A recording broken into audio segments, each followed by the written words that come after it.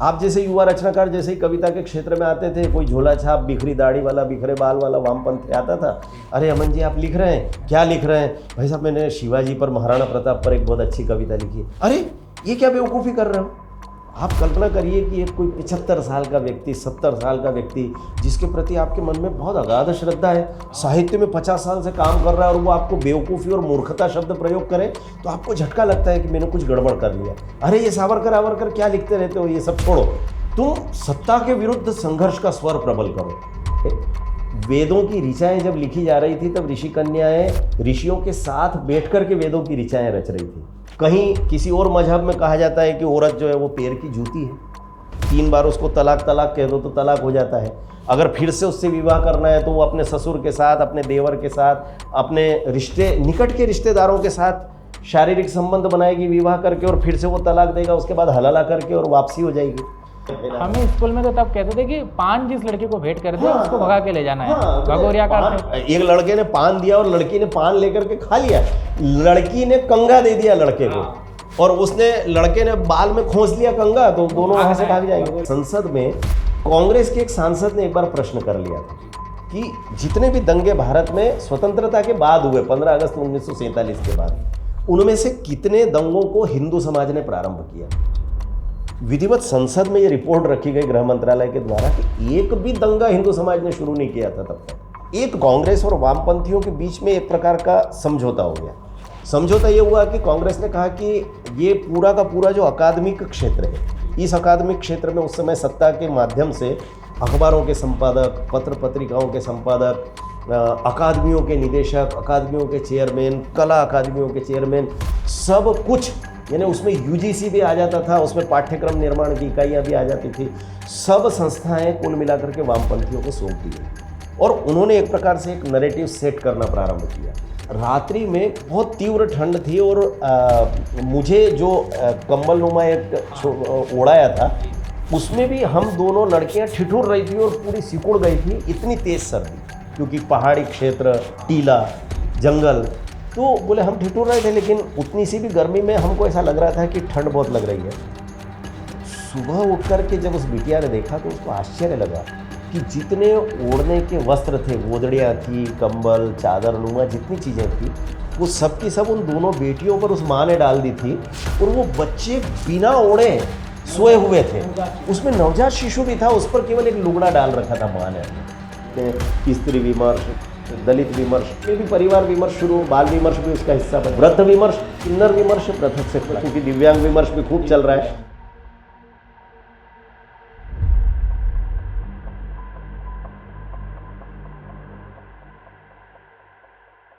गांव में शिशु मंदिर में पढ़ते हुए हर महीने एक किताब अनिवार्य रूप से आती थी, और उस किताब के लिए न केवल हम बच्चों में लेकिन हमारे परिवार में भी बड़ी रुचि रहती थी। उस पुस्तक का नाम था देवपुत्र। देवपुत्र में जो पहली संपादकीय आती थी प्रथम पृष्ठ पर, उसे देखकर लगता था कि कोई हमें पुकार रहा है, और उसमें जो पत्र लिखने की बात आती थी कि संपादक के नाम पर लिखो, तो हमें लगता था कहीं दूर ये पत्र जाएगा। लेकिन इंदौर आने पर उनके संपादक से परिचय हुआ, और हमें जो लगता था कि आइडियल्स लाइक स्टार्स, आदर्श तो सितारे की तरह बहुत दूर होते हैं, लेकिन वो इतने सहज है हमें पता नहीं था। आज के हमारे द जर्नलिस्ट के इस पॉडकास्ट में देवपुत्र के संपादक और मध्य प्रदेश साहित्य अकादमी के निदेशक डॉक्टर विकास दवे जी है। भाई साहब आपका बहुत बहुत स्वागत है। धन्यवाद अमन जी, आज बहुत अच्छा लग रहा है, और विशेष करके मैं द जर्नलिस्ट से इसलिए भी प्रभावित हूँ कि नई पीढ़ी की पत्रकारिता को लगातार कोसने वाले लोग दरअसल इस बात को बार बार रेखांकित करते हैं कि इस नए आयाम और नई विधाओं की पत्रकारिता दिशा भ्रम का शिकार हो रही है। लेकिन आपकी इस यात्रा के प्रारंभ को देख करके ही मुझे लग रहा है कि आपका लक्ष्य और उद्देश्य दोनों बहुत स्पष्ट है, और इसलिए मेरा यहाँ पर आना परिवार भाव से आना है, और बहुत अच्छा लगेगा। आज हम सब लोग बैठेंगे, आपके साथ बातचीत होगी और खुलकर सब विषयों पर चर्चा होगी, ये आश्वस्ति मैं दे रहा हूँ। बहुत बहुत धन्यवाद भाई साहब। वैसे विचारों की तरफ और आते हैं तो पूरे देश में लिटरेचर फेस्टिवल्स या बुक फेयर्स बड़ी मात्रा में हो रहे हैं, और 2023 में एक विषय भोपाल से आया था, और देश में भी कुछ जो लिटरेचर फेस्टिवल होते हैं वहाँ से आया था कि एक नैरेटिव सेट करने के लिए अपना, आप उसे आपके भाषणों में सुना तो आप उसे कहते हैं वामपंथ का कलुष, ऐसा कहते हैं कि साहित्य में बहुत सालों तक घोला गया और अब वो लिटरेचर फेस्टिवल के माध्यम से आ रहा है। और तो आप इसके बारे में क्या सोचते हैं, एक बार ये बताइए। अमन जी, बहुत अच्छी बात ये हुई कि यानी मेरा ये सौभाग्य रहा कि मध्य प्रदेश साहित्य अकादमी का निदेशक होने के साथ साथ मध्य प्रदेश शासन और केंद्र सरकार का ये स्नेह रहा और मुझ पर विश्वास रहा कि उन्होंने मुझे केंद्र सरकार की साहित्य अकादमी में भी, वहाँ जो एक सर्वोच्च इकाई होती है जनरल काउंसिल, उसका भी सदस्य बनाया। और हर मंच से मैंने दृढ़तापूर्वक इस बात को रखने का प्रयास किया कि ये जो वामपंथी विचार के कारण से भारतीय मनीषा, प्रज्ञा, मेधा को लगातार अपमानित करने का प्रयास किया जाता रहा। आप जैसे युवा रचनाकार जैसे ही कविता के क्षेत्र में आते थे, कोई झोला छाप, बिखरी दाढ़ी वाला, बिखरे बाल वाला वामपंथी आता था। अरे अमन जी, आप लिख रहे हैं, क्या लिख रहे हैं? भाई साहब, मैंने शिवाजी पर, महाराणा प्रताप पर एक बहुत अच्छी कविता लिखी है। अरे ये क्या बेवकूफ़ी कर रहे हो? आप कल्पना करिए कि एक कोई 75 साल का व्यक्ति, 70 साल का व्यक्ति, जिसके प्रति आपके मन में बहुत अगाध श्रद्धा है, साहित्य में 50 साल से काम कर रहा है और वो आपको बेवकूफ़ी और मूर्खता शब्द प्रयोग करे तो आपको झटका लगता है कि मैंने कुछ गड़बड़ कर लिया। अरे ये सावरकर आवरकर क्या लिखते रहते हो, ये सब छोड़ो, तुम सत्ता के विरुद्ध संघर्ष का स्वर प्रबल करो। अब आपको लगने लगता है कि ये लोग जो कह रहे हैं ये सचमुच कुछ नई बात है और सचमुच ये अच्छी बात है। तो मैं आपकी बात नहीं कह रहा हूँ, आपका तो नाम लेकर कहा, लेकिन इतना दृढ़ वैचारिक अधिष्ठान हमारी युवा पीढ़ी का नहीं होता है कि वो बरगलाने में ना आए और देखते ही देखते सत्ता के विरुद्ध संघर्ष वो व्यक्ति के विरुद्ध संघर्ष बना देते हैं। तुम तो अरे सीधे प्रधानमंत्री के विरुद्ध लिखो, कोई हमारी अभिव्यक्ति की स्वतंत्रता का अधिकार संविधान ने दिया है, तुम तो लिखो, तुम मोदी के खिलाफ लिखो, ये जो सांप्रदायिकता फैल रही है इसके खिलाफ लिखो। और एक प्रकार का नैरेटिव सेट करते करते करते मुझे आश्चर्य ये लगता है, अभी तक आप साहित्य क्षेत्र को खंगाल करके देखेंगे तो साहित्य क्षेत्र क्या, समाज जीवन में आप कहते हैं हिंदू मुस्लिम दंगा। मुझे बड़ा एक मजेदार तथ्य याद आता है, संसद में कांग्रेस के एक सांसद ने एक बार प्रश्न कर लिया था कि जितने भी दंगे भारत में स्वतंत्रता के बाद हुए, 15 अगस्त 1947 के बाद, उनमें से कितने दंगों को हिंदू समाज ने प्रारंभ किया। विधिवत संसद में ये रिपोर्ट रखी गई गृह मंत्रालय के द्वारा कि एक भी दंगा हिंदू समाज ने शुरू नहीं किया था तब तक, एक भी। और ये हिंदू समाज का स्वभाव है, ये भारतीय मन है, ये कभी किसी पर आक्रमण करता नहीं है। भारत ने देश के रूप में कभी किसी पर आक्रमण नहीं किया, हिंदू समाज कभी आक्रामक नहीं होता। हम लगातार पददलित होते रहे, मार खाते रहे, पीड़ित रहे, और पीड़ित होकर के भी साहित्य जगत लांछित किसको करता है? तो लगातार लगातार केवल एक ही विचार को प्रताड़ित करना। तो ये जो नैरेटिव की सेटिंग थी, इसके विरुद्ध साहित्य समाज भी खड़ा हो रहा था। तो हम लोगों ने लगातार प्रयास किया कि हम इससे बाहर निकालें साहित्य क्षेत्र को, इसमें हम सफल भी हुए। आपने जो प्रश्न किया है कि वास्तव में ये जो साहित्योत्सव हो रहे थे, लिटरेचर फेस्टिवल जिसको नाम दिया गया था, इन साहित्य उत्सव में भी लगातार वामपंथी विचार हावी रहा। इसलिए हावी रहा क्योंकि 1947 में जब देश आज़ाद हुआ तो ये सर्वविदित तथ्य है कि 47 में 15 अगस्त में राष्ट्र जैसे ही स्वतंत्र हुआ तो कांग्रेस और वामपंथियों के बीच में एक प्रकार का समझौता हो गया। समझौता ये हुआ कि कांग्रेस ने कहा कि ये पूरा का पूरा जो अकादमिक क्षेत्र है, इस अकादमिक क्षेत्र में उस समय सत्ता के माध्यम से अखबारों के संपादक, पत्र पत्रिकाओं के संपादक, अकादमियों के निदेशक, अकादमियों के चेयरमैन, कला अकादमियों के चेयरमैन, सब कुछ, यानी उसमें यूजीसी भी आ जाता था, उसमें पाठ्यक्रम निर्माण की इकाइयाँ भी आ जाती थी, सब संस्थाएं कुल मिलाकर के वामपंथियों को सौंप दी गई। और उन्होंने एक प्रकार से एक नैरेटिव सेट करना प्रारंभ किया। और नैरेटिव साहित्य क्षेत्र में भी ऐसे ऐसे प्रस्तुत हुए, और बाद में जो विमर्श हम सब लोग लगातार देखते हैं, स्त्री विमर्श, दलित विमर्श। साहित्य को विमर्श किस लिए स्थापित करना चाहिए? कई बार हम बातचीत करते हैं, आप भी साहित्य के विद्यार्थी हैं। विमर्श दरअसल होता है समाज को एक सूत्र में बांधने के लिए, समरसता स्थापित करने के लिए। लेकिन हम इन विमर्शों के माध्यम से क्या कर रहे हैं? दलित विमर्श जब से प्रारंभ हुआ, हम उसके विरोधी थोड़े ही हैं क्या? संघ ने हमको समरसता हमारे खून में घोल दी है। दरअसल हमारे मन में आज तक कभी विचार नहीं आया, संघ के कार्यक्रमों में, संघ के शिविरों में हम एक थाली में बैठ करके भोजन करते हैं, हमको कभी ध्यान में नहीं आता है कि हमारा जो मित्र है, हमारा कार्यकर्ता है, स्वयंसेवक बंधु है, वो वाल्मीकि समाज का है कि चर्मकार समाज का है या अन्य किसी भी अगड़े पिछड़े समाज का हो। हमने कभी जाति नहीं पूछी। कि पिछले 56 वर्ष की अवस्था का मैं अपना अनुभव बता रहा हूँ। तो ये सारी बातें हमसे वैसे ही दूर थे। लेकिन साहित्य क्षेत्र में दलित विमर्श जब से प्रारंभ हुआ तो क्या हुआ?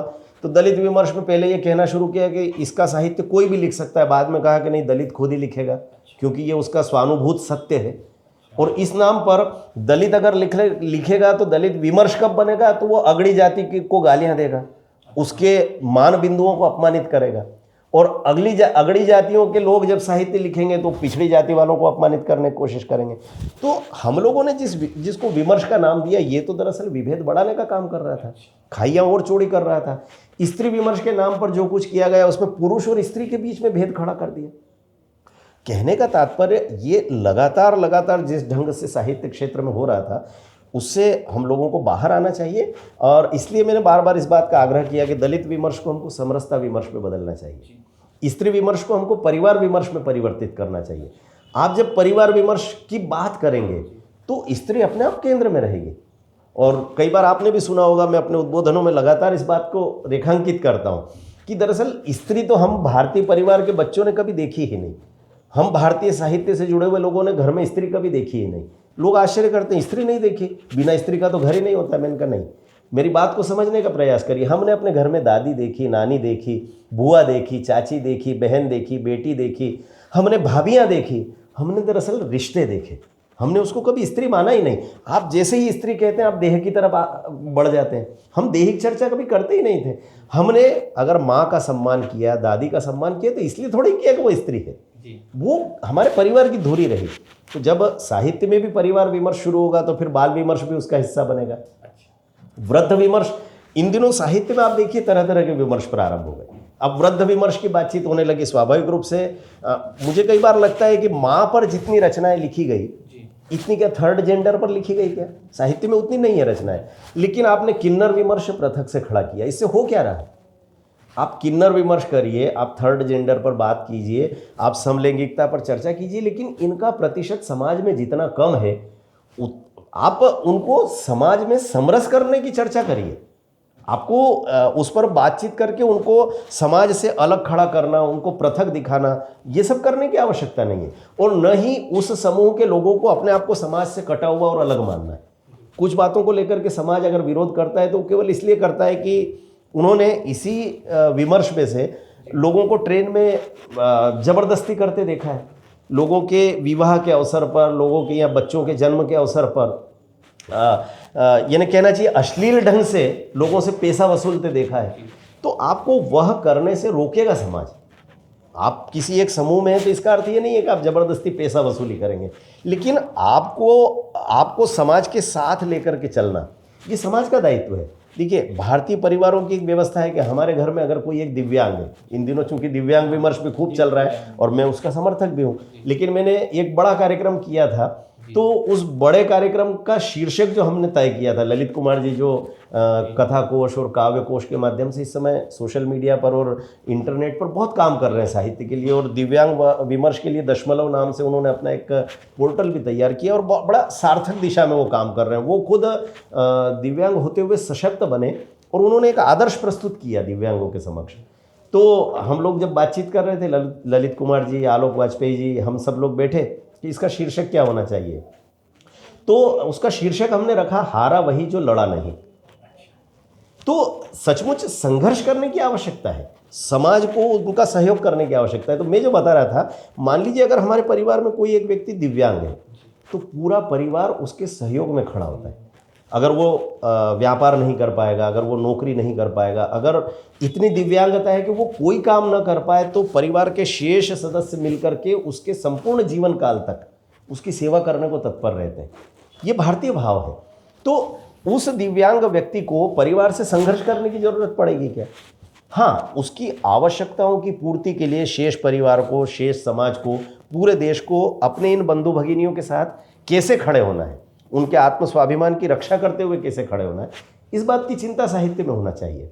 तो ये जो पृथकतावादी विमर्श खड़े किए गए थे, इन सब पृथकतावादी विमर्शों को तोड़ते हुए, उनकी दीवारों को तोड़ते हुए हमने प्रयास किया है कि समाज को जोड़ने वाला साहित्य रचा जाए। और कई बार अमन जी, आप हम सब भी जब साहित्य की चर्चा करते हैं तो मुझे ऐसा लगता है कि आप स्त्री स्वातंत्र और स्त्री स्वावलंबन, ये बात किस देश को सिखा रहा? ये वो देश है, वेदों की ऋचाएँ जब लिखी जा रही थी तब ऋषि कन्याएं ऋषियों के साथ बैठ कर के वेदों की ऋचाएँ रच रही थी। और आपने क्या किया? जिस अमेरिका को आप सबसे ज़्यादा प्रगतिशील मानते हो, वो अमेरिका 1970 तक ये तय नहीं कर पा रहा था कि स्त्रियों को मतदान का अधिकार देना चाहिए कि नहीं देना चाहिए। विश्व में इस समय जितने मत, पंथ, मजहब चलते हैं, उसमें स्त्री को लेकर के विचार क्या किया गया है? तो एक तरफ आप ईसाई पंथ की बात करें तो उनके धर्म ग्रंथ क्या कहते हैं? ईश्वर ने केवल पुरुष को सृष्टि में बनाया था और फिर ईश्वर को लगा कि पुरुष को आनंद की प्राप्ति के लिए, शरीर के उपभोग के लिए कोई एक वस्तु चाहिए, तो उसने पसली में से एक हिस्सा निकाल करके स्त्री का निर्माण कर दिया। उपभोग के लिए स्त्री का निर्माण किया। आप कल्पना करिए, जहां स्त्री का निर्माण ही उपभोग के लिए माना गया, वहां स्त्री को देखने का नजरिया क्या होगा? कहीं किसी और मजहब में कहा जाता है कि औरत जो है वो पैर की जूती है, 3 बार उसको तलाक तलाक कह दो तो तलाक हो जाता है। अगर फिर से उससे विवाह करना है तो वो अपने ससुर के साथ, अपने देवर के साथ, अपने रिश्ते, निकट के रिश्तेदारों के साथ शारीरिक संबंध बनाएगी विवाह करके, और फिर से वो तलाक देगा, उसके बाद हलाला करके और वापसी हो जाएगी। आखिरकार स्त्री को इतना पददलित करने वाले विचारों से पैदा हुए इन विमर्शों को हम क्यों स्वीकार करें? जिस देश में कहा गया कि यस्य नार्यस्तु पूज्यन्ते रमन्ते तत्र देवता, जहां पर स्त्री को दुर्गा का स्वरूप, सरस्वती का स्वरूप, आप ऐसा कोई एक प्रतीक बता दीजिए। शक्ति का स्वरूप है तो हमारे पास काली माता है, और यह सब क्रम कितने वर्षों से चल रहा है। तो हमको कोई सिखाएगा कि स्त्री विमर्श क्या होता है? 70 तक तुम मतदान नहीं करने दे रहे थे और पश्चिम जगत हमको कहेगा कि स्त्री सशक्त कैसे होगी। हमारी यहाँ स्त्री कितनी सशक्त थी, इसका उदाहरण महेश्वर के साहित्य उत्सव में आप भी थे, हम भी थे। तो वहाँ पर मैंने स्वागत उद्बोधन में कहा था कि शंकराचार्य जी और मंडन मिश्र का इसी भूमि पर जब शास्त्रार्थ हुआ था, तो निर्णायक का जब चयन करना था, तो दोनों लोगों ने किसको तय किया? तो उस शास्त्रार्थ में भाग लेने वाले मंडन मिश्र की पत्नी को शंकराचार्य प्रस्ताव दे रहे हैं। शंकर ने कहा कि माँ जो है ये बहुत विदुषी है और ये निर्णय करेगी कि, आप कल्पना करिए यदि मेरा आपसे अगर शास्त्रार्थ हो रहा है तो मुझे ऐसा नहीं लगेगा कि आपका रिश्तेदार बायस्ड होकर के आपके पक्ष में निर्णय देगा। लेकिन उस समय की माताओं बहनों की सशक्तता, निष्पक्षता, ये कितनी प्रामाणिक थी। और चाहे वो आंडाल हो या चाहे वो लोपा मुद्रा हो, है मांडवी हो, माधवी हो, सबके नाम हम लेते चले, कितने सशक्त पात्र हमारे पास है। तो इसलिए मुझे ऐसा लगता है कि ये जो वामपंथी नैरेटिव सेटिंग है, इसमें स्त्री विमर्श के नाम पर भी नग्नता को प्रोत्साहन दिया जाता है, मेरी देह मेरा अधिकार कहा जाता है, आप चाहे जितने पुरुषों के साथ संबंध बनाओ, आपके लिए कोई पाबंदी नहीं है। भाई ये भारतीय समाज है, ये तुम्हारे चिंतन से नहीं चलने वाला है। और इसलिए हमने साहित्य में भी उन्हीं मानकों को स्थापित करने का प्रयास किया है, और इस दिशा में आप हम सब मिलकर के काम कर रहे हैं। मुझे लगता है कि बहुत जल्दी साहित्य समाज जो है एक बड़ा प्रेत मुक्ति यज्ञ संपन्न कर रहा है, और इस प्रेत से मुक्ति मिलने वाली है। ये जो वामपंथी विचार है, इससे अपने आप विदाई हो रही है। समाज इसको नकार रहा है, साहित्य क्षेत्र इसको नकार रहा है, और ये एक प्रकार से मैं कहूँगा कि जैसे हम लोग कई बार प्रतीक रूप में कहते हैं ना कि दिया बुझता है तो उसकी लो भभकती है। अब वामपंथी विचार का दिया बुझ चुका है, वो भभकती हुई लो भी बुझ चुकी है, और लो बुझ जाने के बाद उस बत्ती में से जो हल्का हल्का धूम्र उठता है, धुआं उठता है, अब वामपंथी विचार उतना भी नहीं बचा है। और ये समाप्ति की घोषणा हम कर सकते हैं इस कार्यक्रम से आज उसके। मैं यही 2 सवाल पूछने वाला था, दलित विमर्श और स्त्री विमर्श पर जो फेमिनिज्म में पूरा चला है, और एलजीबीटीक्यू के तो जो कुछ लिटरेचर फेस्टिवल्स होते हैं देश में, कुछ जो लिटरेचर फेस्टिवल होते हैं उसके लिए पूरे सेशन होने लगे। भोपाल में कार्यक्रम ऐसा आयोजित होने ही वाला था, और उस समय आप ही निदेशक, विरोध भी हुआ उसका, और हम लोगों ने, हम चूंकि उस तंत्र का हिस्सा थे, तो हम लोगों को कहना पड़ा कि भाई आप विषय रखिए, लेकिन प्रश्न ये कि देखिए साहित्य में इन्हीं विषय को लेकर के आप साहित्य रचें, लेकिन क्या आप इन सब वृत्तियों को प्रोत्साहन देंगे? प्रोत्साहन देना गलत है। कुल मिलाकर के हमने इस बात को आग्रहपूर्वक रखा था, और इस समय परिवर्तन आया है। हम उन विषयों की बातचीत करने से नहीं कतरा रहे, हम उस समूह के लोगों को समाज से कटने नहीं देना चाहते। अंतर केवल इतना है। हम जब बात करते हैं, गांधी जी कहते थे ना कि आप जब एक उंगली खड़ी करते हैं तो 3 उंगली आपकी ओर होती है। आप किसी एक समूह के साथ खड़े होकर के और किसी दूसरे या शेष समाज को अलग थलग करके, काट करके, अपमानित करके और किसी एक समूह की प्रगति तय नहीं कर सकते। तो इस बात को लेकर के हम बार बार आग्रह कर रहे हैं कि हम बातचीत करेंगे, लेकिन सबको समरस करने की चर्चा करेंगे। और जब ये भी कितना बड़ा विषय है कि हमारे पॉडकास्ट का एक लंबा हिस्सा इस विषय पर निकल गया। ये मुख्य धारा में आ चुका है विषय, लेकिन जो विषय मुख्य धारा में आना था वह था जनजाति साहित्य, लोक साहित्य या बोलियों पर साहित्य, घुमंतु साहित्य, जिस पर आपका बड़ा मैं सुन रहा था।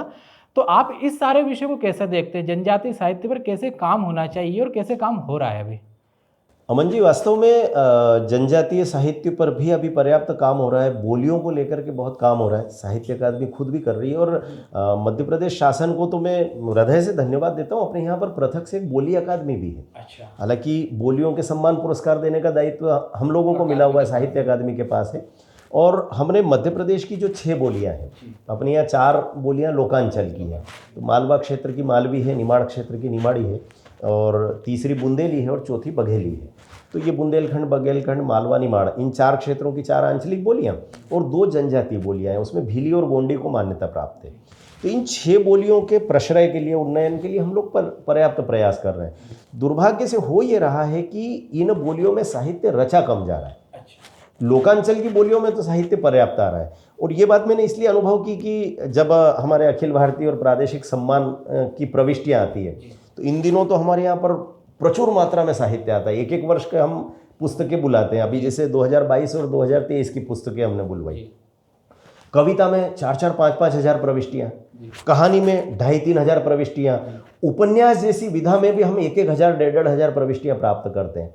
लेकिन जैसे ही बोलियों की तरफ जाते हैं तो मालवी बोली और निमाड़ी बोली, इनमें तो फिर भी 300-300, 400-400 प्रविष्टियाँ आती हैं। लेकिन भीली, गोंडी की तरफ जैसे ही जाते हैं, जनजातीय बोलियों की तरफ, तो उसमें प्रविष्टियाँ बहुत कम हो जाती है, लगभग नहीं के बराबर और अधिकांशतः शून्य। तो मुझे ऐसा लगता है कि उस जनजातीय अंचल में रहने वाले हिंदी साहित्य के लोग भी चूंकि उन बोलियों को जानते हैं, ये आवश्यक नहीं है कि भीली बोली में लिखने का काम कोई भील साहित्यकार ही करेगा।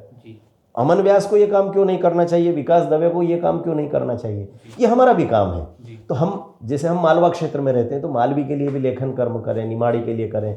हो सकता है कि हमारा व्याकरण पक्ष ठीक ना हो, लेकिन जो लोग झाबुआ में रह रहे हैं, अलीराजपुर में रह रहे हैं, उनको भीली बोली आती है। मैंने अनुभव किया, हमारे कई प्राध्यापक बंधु भगिनी बहुत अच्छी भीली बोली जानते हैं और वो भीली साहित्य पर लगातार शोध कार्य भी संपन्न करवा रहे हैं महाविद्यालयों में।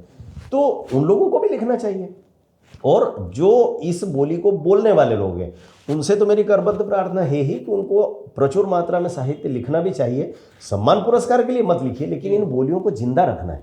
ये बोलियां जीवित नहीं रहेगी अगर साहित्य नहीं रचा गया तो मुझे ऐसा लगता है कि इस काम को लगातार शासन तो कर ही रहा है, समाज को भी आगे बढ़ना पड़ेगा। दोनों तरफ से 4-4 कदम आगे बढ़ेंगे तो हम लक्ष्य प्राप्ति कर सकेंगे। वैसे एक जो मतलब नए हम जो युवा हैं उनको अब क्या है, गूगल से पढ़ने की एक आदत हो गई है। इस कारण फोकस टाइम भी कम होने लगा, 9 सेकंड से अधिक फोकस टाइम रहा नहीं है, ऐसा रिसर्च कहते हैं। तो जनजाति साहित्य, लोक साहित्य और घुमंतु साहित्य, इन तीनों को अध्ययन न होने के कारण हम एक ही समझ बैठते हैं। मैं नई पीढ़ी के बारे में कह रहा हूँ। तो एक बार आप इसको थोड़ा सा स्पष्ट कीजिए। और लोक का जो महत्व मैंने आपके मुंह से सुना है, लोक साहित्य का महत्व, जब आप कहते हैं कि इसका महत्व सबसे अधिक है, तो एक थोड़ा सा उसकी तरफ प्रकाश डालिए। देखिए, जनजातीय साहित्य कहें, बोली का साहित्य कहें, या घुमंतु जातियाँ और जनजातियाँ हैं उनका साहित्य कहें, इन सब में भिन्नता दरअसल उनके संस्कार पक्ष के कारण से। हम सब लोग लगातार जब भाषा की बात करते हैं, जैसे हिंदी की हम बात करते हैं, तो हम एक वाक्य प्रयोग करते हैं ना कि प्रत्येक भाषा अपने साथ संस्कार का प्रवाह लेकर के चलती है। मैं कई बार उदाहरण देता हूँ कि हिंदी भाषा को केवल आप भाषा मत मान करके चलिए। जैसे गंगा जल हिमालय की तराई से उतर करके पठारी क्षेत्र तक आता है, तो भी गंगा जल में औषधीय गुण होते हैं। क्यों होते हैं? इसलिए होते हैं क्योंकि वो हिमालय की तराइयों में जो औषधि के पेड़ पौधे, जड़ें, पत्ते हैं, उन सब के साथ घर्षण करता हुआ वह जल आ रहा है पहाड़ियों पर से। तो स्वाभाविक रूप से उन सब औषधियों का गुण उस जल में आ गया। तो गंगा जल ठेठ गंगा सागर तक पहुंचता है, तब तक वो औषधि गुण उसमें विद्यमान रहता है। भाषा का भी ऐसा ही है। तो कई बार हम लोग सुना करते थे, परम पूज्य सुदर्शन जी एक वाक्य कहते थे कि भाई आप सब चीज़ों का अनुवाद कर सकते हैं, लेकिन आपने अगर किसी अंग्रेज को, बहुत अच्छा अंग्रेजी का जानकार है, बहुत अच्छा हिंदी का जानकार है, उसको कह दिया कि राधिके तूने बंसरी चुराई, इसका अंग्रेजी में अनुवाद करो, तो वो तुरंत कर देगा, miss Radha you are stolen my flute. अब उसकी अंग्रेजी तो अच्छी है, लेकिन इस वाक्य का अर्थ आप उससे पूछिए अंग्रेज से, तो वो क्या कहेगा? अरे कोई लड़की है 2 कौड़ी की, बिल्कुल 2 रुपए की जो बांस की जो बनी हुई बांसुरी रहती, वो चुरा ली उसने। कोई चोर लड़की के बारे में इसमें बात हुई है। लेकिन सुदर्शन जी कहा करते थे कि आप ब्रजमंडल में चले जाएं, किसी बुजुर्ग से कहो कि राधे रानी सरकार की जय, तो वो क्या करता है? वो एकदम धरती को छू करके और सिर से लगाता है मिट्टी को, उस ब्रजमंडल की मिट्टी को सिर से लगाता है जहाँ पर राधे रानी सरकार हुई है, उसके लिए राधे रानी सरकार है, उसके लिए राधे रानी दुर्गा है, उसके लिए राधे रानी शक्ति का प्रतीक है, उसके लिए राधे रानी वो शक्ति का स्वरूप है जो जमीन पर पैर रखती है तो हमारे 16 कलाओं से युक्त साक्षात भगवान कृष्ण जो परब्रह्म है वो अपनी हथेली रख करके कहते हैं कि राधे रानी आप अपने चरण मेरी हथेलियों पर रखिए, कहीं उसमें कहीं कोई कंकर न चूक जाए। शक्ति के रूप में पूजने वाला ये देश यही राधे रानी को समझ सकता है। Miss Radha you are stolen my flute, इसमें कुछ नहीं होने वाला है। तो कहने का तात्पर्य बोलियों के साथ भी यही होता है। आपने जैसे घुमंतु जाति की बात की, मैं एक बहुत छोटा सा उदाहरण आपको बताता हूँ। घुमंतु जातियों में एक जाति होती है और जो लगातार पूरे देश में प्रवास करती रहती है, एक जगह वो लोग नहीं रुकते। अब उनमें भिन्न भिन्न प्रकार के संस्कार हैं, उनकी मान्यताएं, है ना। तो उन मान्यताओं के कारण से उनमें जो संस्कार पड़े हैं, मान लीजिए कि उस घुमंतु जनजाति में संपत्ति का कोई विवाद दो भाइयों के बीच में हुआ, तो सामान्यतया जो पढ़ा लिखा कथित समाज है वो क्या करता है, वो थाने में जाता है, कोर्ट में जाता है, लड़ाई करता है, एक दूसरे के सिर फोड़ता है, भाई भाई के बीच में झगड़े होते हैं, हमने देखे। लेकिन उस जनजाति की विशेषता क्या है, आप और हम साहित्य के लोग हैं तो हमको सुनकर के आनंद आएगा कि मान लीजिए छोटा भाई प्रताड़ित है और वो वादी है और वो पंचायत के पास गया, उसने कहा कि मेरे बड़े भाई ने ज़्यादा ज़मीन ले ली, लेकिन उस वादी को पंचायत के समक्ष अपना विषय रखने के लिए क्या करना है, वो सीधे ये नहीं कहेगा कि मेरे साथ ये अन्याय हुआ है। वादी बनकर के छोटा भाई पंचायत को एक कहानी सुनाता है, लोक कथा सुनाता है। इस लोक कथा में उसकी जो समस्या है वो समस्या समाहित है, वो केवल कथा सुनाता है, वो पंचायत को ये भी नहीं कह रहा है कि मेरे साथ ये अन्याय हुआ है। एक कथा उसने सुना दी, पंचायत बड़े भाई को कहते हैं तुम कुछ कहना चाहते हो, तुम्हारे छोटे भाई ने एक कहानी सुनाई है, ये जो लोक कथा सुनाई है, इसे उनकी बोली में बातचीत होती है, वो मैं हिंदी में बात कर रहा हूँ आपसे। तो बड़ा भाई भी अपना पक्ष नहीं रखता है कि मैंने ज़्यादा ज़मीन नहीं ली है, मेरा बड़ा परिवार है, मेरे 6 बच्चे हैं, इसके तो 2 ही बच्चे हैं, वगैरह वगैरह, वो कुछ नहीं कहता है, वो भी एक लोक कथा सुनाता है। तो पंचायत के सामने छोटे भाई ने एक लोक कथा सुनाई, बड़े भाई ने एक लोक कथा सुनाई। अब जब निर्णय करना है तो निर्णय तो निरक्षीर विवेक से होता है, पंचों के मुख से परमेश्वर बोलता ही है। तो वो जो पंचायत के जो पंच होते हैं उनमें से जो मुखिया होता है, तो सारे पंच आपस में बातचीत करके और निर्णय तय करते हैं कि ये निर्णय इन दोनों भाइयों को सुनाना है। लेकिन सुनाना कैसे है, तो वो जो मुखिया होता है वो भी एक कथा सुनाता है। अच्छा। और पंचायत अपना निर्णय एक तीसरी कथा में सुना देती है और उस कथा को सुन करके दोनों भाई समझ जाते हैं कि हमको क्या करना है, और वो जाकर के उस निर्णय को स्वीकार कर लेते हैं। तो कहने का तात्पर्य ये जो लोक है, इस लोक का सौष्ठव अद्भुत है। यहाँ पर झगड़े नहीं है, यहाँ पर सिर फुटअव्वल नहीं है, यह सब जो कुछ होता है ये एक चारित्रिक उदात्तता के साथ संपन्न होता है।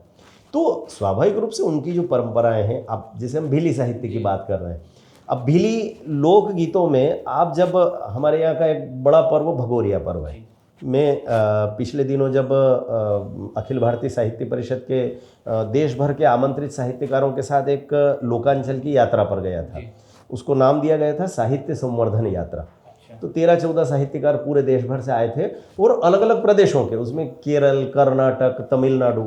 तो अखिल भारतीय साहित्य परिषद ये काम लगातार करता रहता है कि साहित्य को सर्वसमावेशी बनाना, पूरे भारतीय समाज का प्रतिनिधित्व करने वाला बनाना। तमिलनाडु का व्यक्ति जब भगोरिया देखने के लिए आया तो उसने गूगल पर सर्च किया, जैसा आपने कहा कि नई पीढ़ी के लोग ही नहीं, पुरानी पीढ़ी के लोग भी सर्च करते रहते हैं, मेरे जैसे लोग भी। तो जैसे ही उन्होंने भगोरिया सर्च किया तो गूगल पर लिखा हुआ था कि ये तो प्रेम का पर्व है। यहाँ इस मेले को, इस उत्सव को, इस पर्व को मनाने का काम क्या है, तो लड़कियां भगा करके ले जाओ। अब ये इतनी विकृत सोच समाज की है। आप हम सब तो लगातार झाबुआ भी जाते रहे, अलीराजपुर जाते रहे, वो समाज चरित्र को लेकर इतना दृढ़ और इतना कठोर है कि वहाँ पर भी चारित्रिक स्खलन के लिए इंच मात्र जगह नहीं है।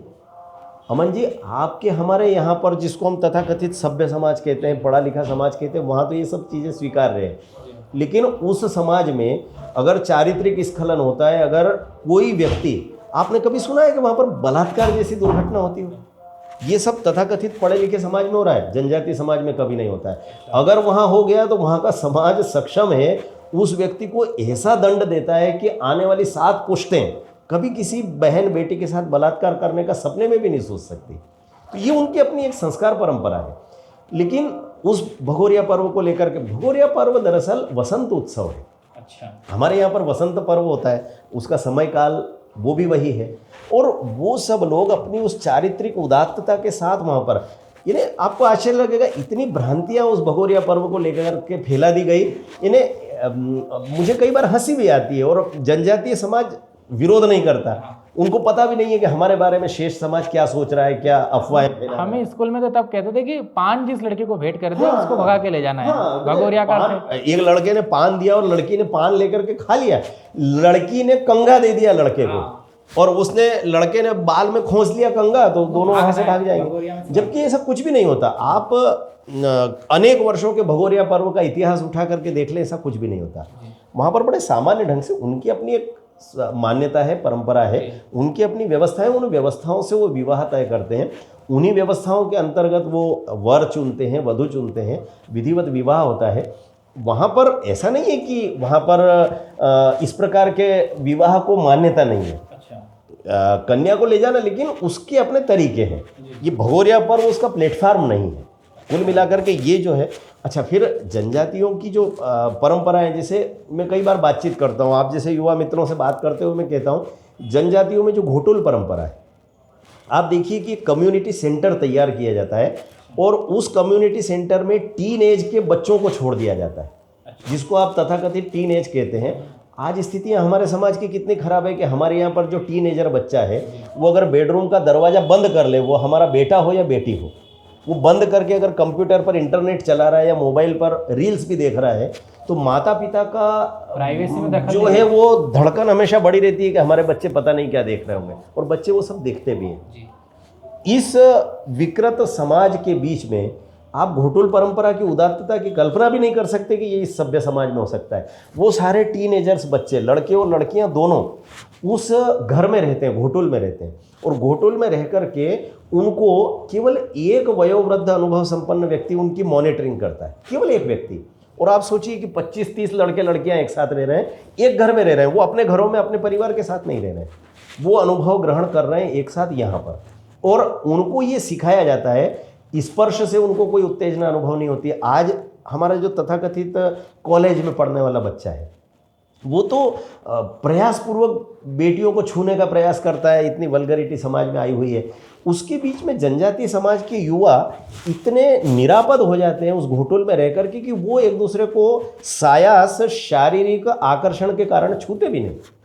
और अगर काम के बीच में वो झाड़ू भी लगाते हैं, वहाँ पर लीपते भी हैं, भोजन भी बनाते हैं साथ में, जिसको आप आजकल की पब संस्कृति कहते हैं ना, आपकी पार्टियों में तो विकृति ही विकृति भरी पड़ी है, जहर ही जहर, विष ही विष है, मनोवैज्ञानिक।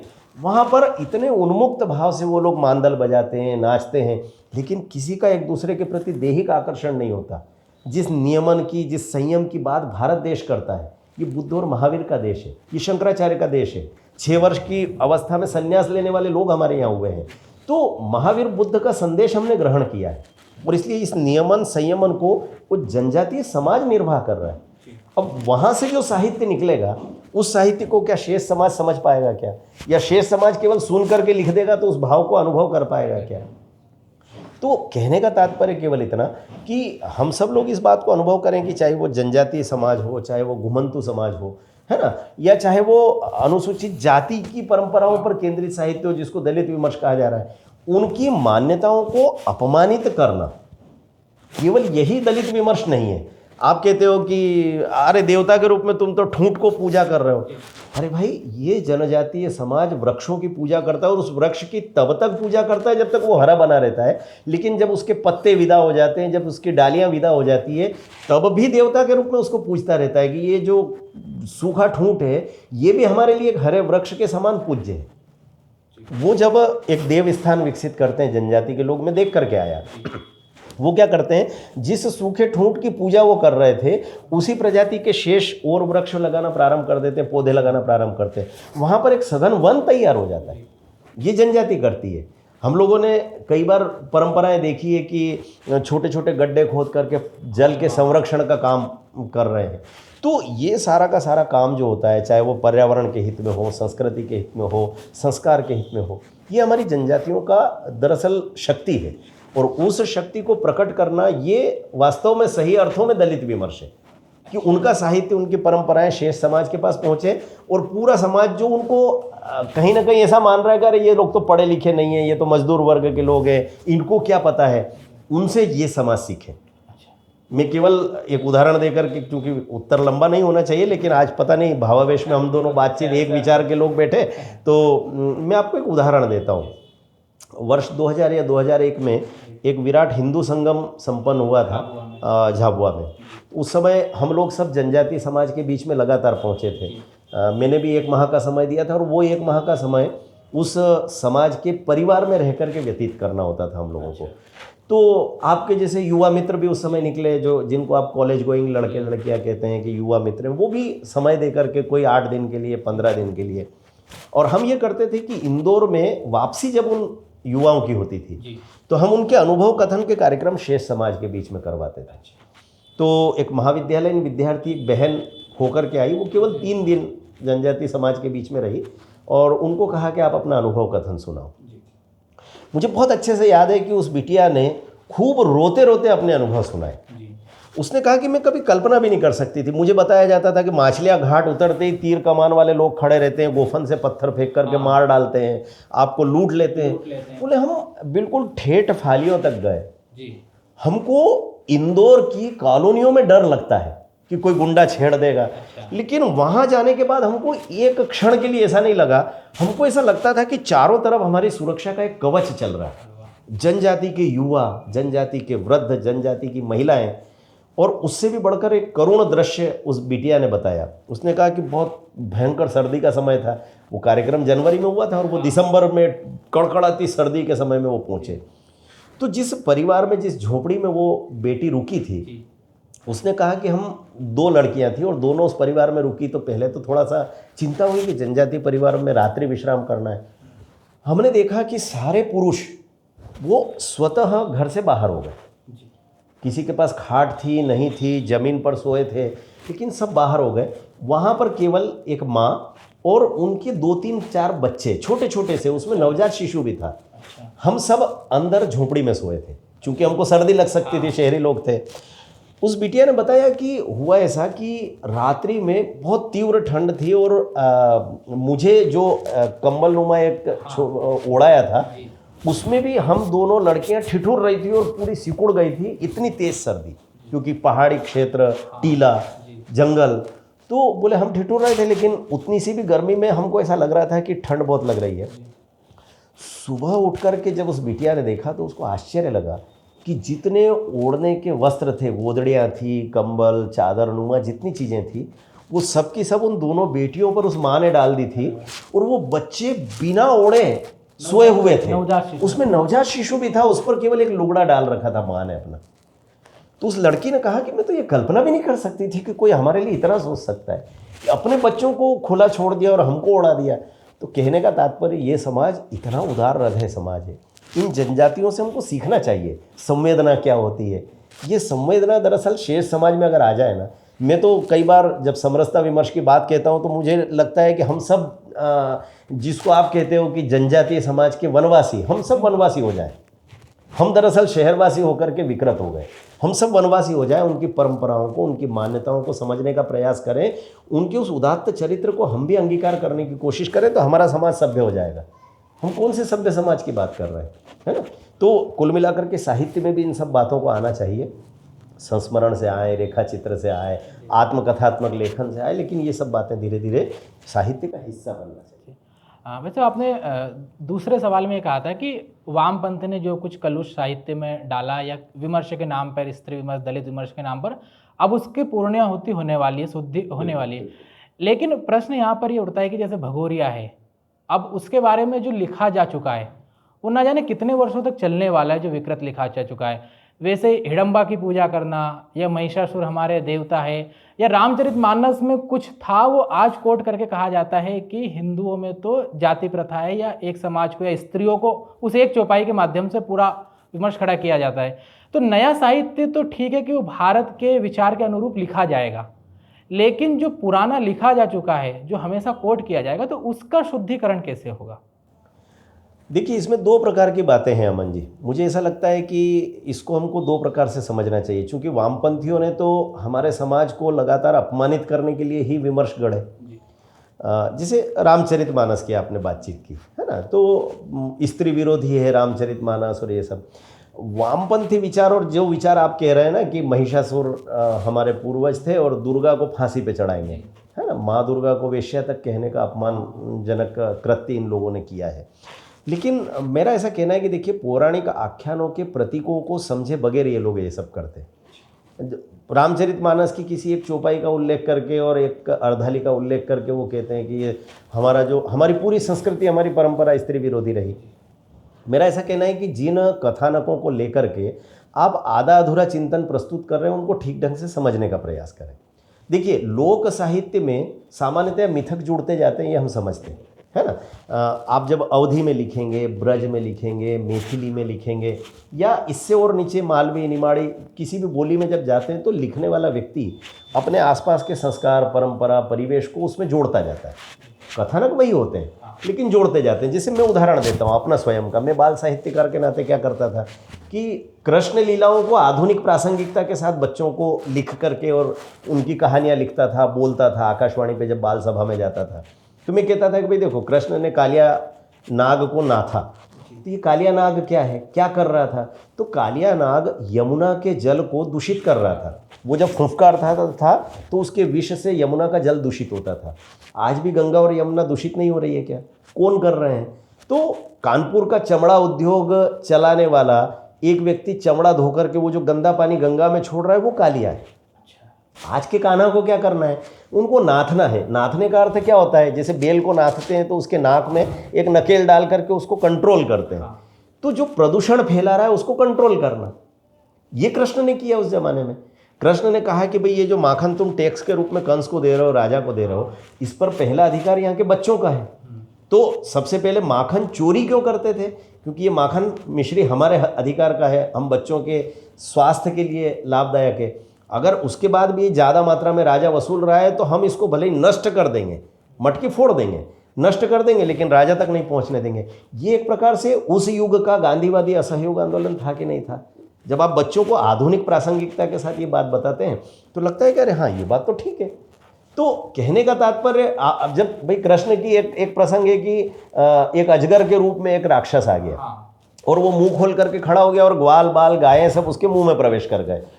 कान्हा को ये समझ में आ गया तो कान्हा ने क्या किया, उसके जबड़े में खड़े हो गए और अपना कद बढ़ाना शुरू किया और उसका सिर फाड़ करके बाहर निकल गए। उस राक्षस की मृत्यु हो गई।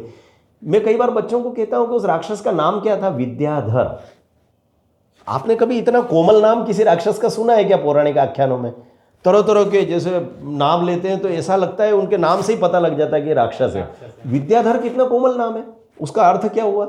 विद्या को धारण करने वाला। ये विद्याधर राक्षस था। तो विद्याधर राक्षस कब हो जाता है? ज्ञान की प्राप्ति आप भी करते हो, मैं भी करता हूँ। इस ज्ञान का अगर अहंकार पाल लिया, हमने अपना मुंह बड़ा कर लिया, हमने अपना शरीर विशाल कर लिया, तो ये क्या हुआ? विद्या की प्राप्ति के बाद अहंकार आपने पाल लिया। तो अगर विद्या प्राप्ति का अहंकार पालोगे तो कोई कान्हा, कोई कृष्ण आएगा, आपका सिर फोड़ेगा। आज के ज़माने में भी सिर फूटने वाला है। अगर आपने अहंकार पाल लिया अपने ज्ञान का, मैं कहने लगूँगा मेरे से ज़्यादा कोई ज्ञानी नहीं है, तो सिर फूटना तय है।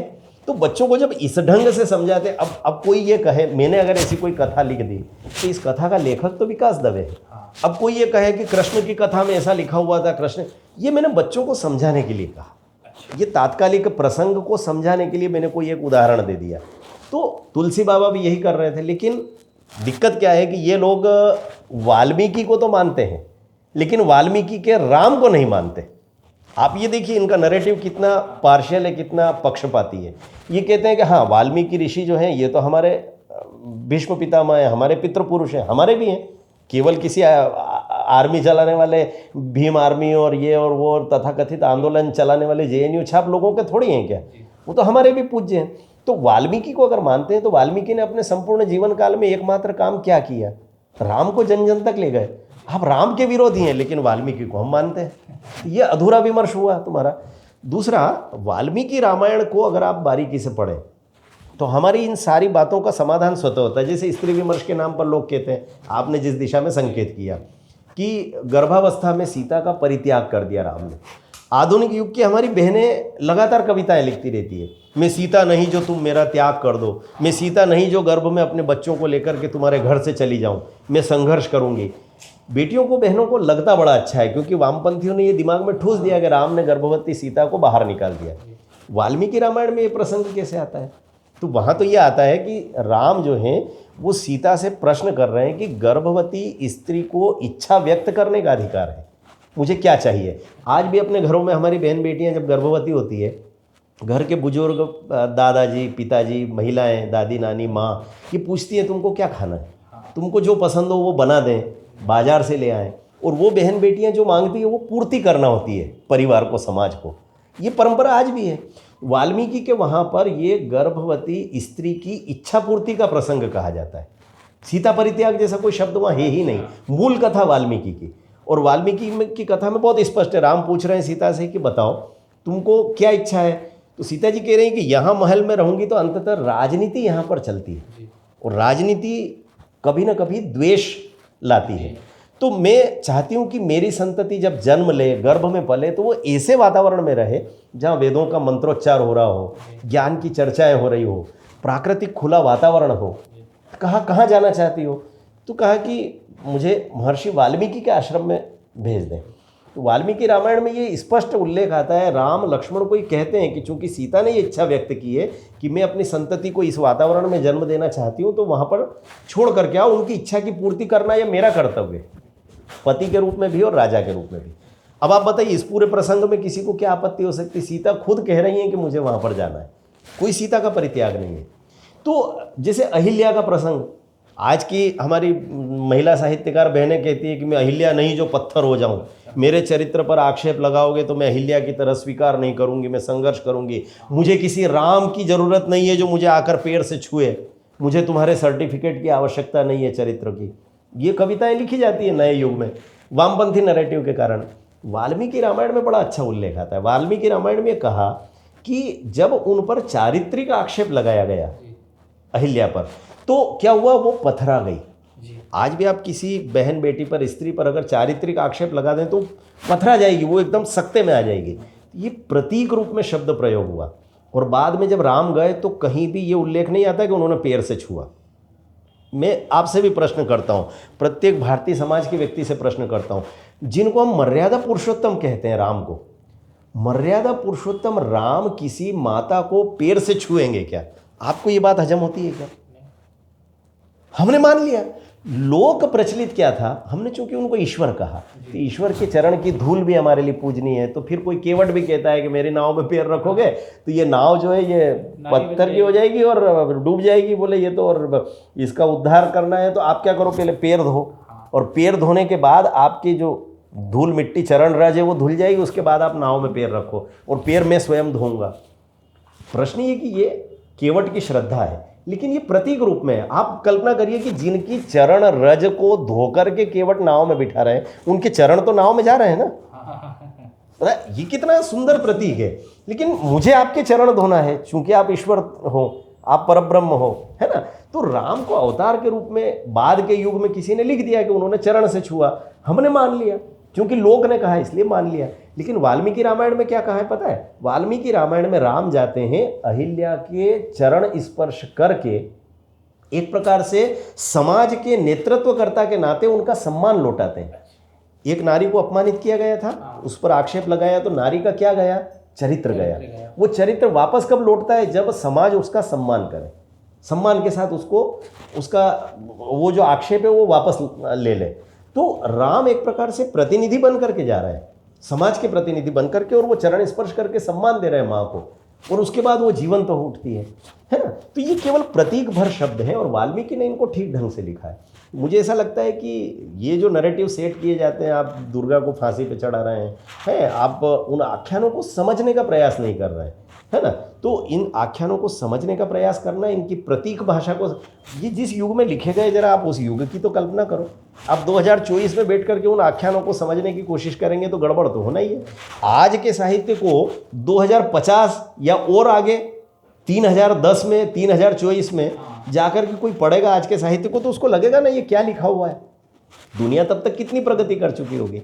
तो कहने का तात्पर्य हम सब लोगों को इन बातों को समझना चाहिए।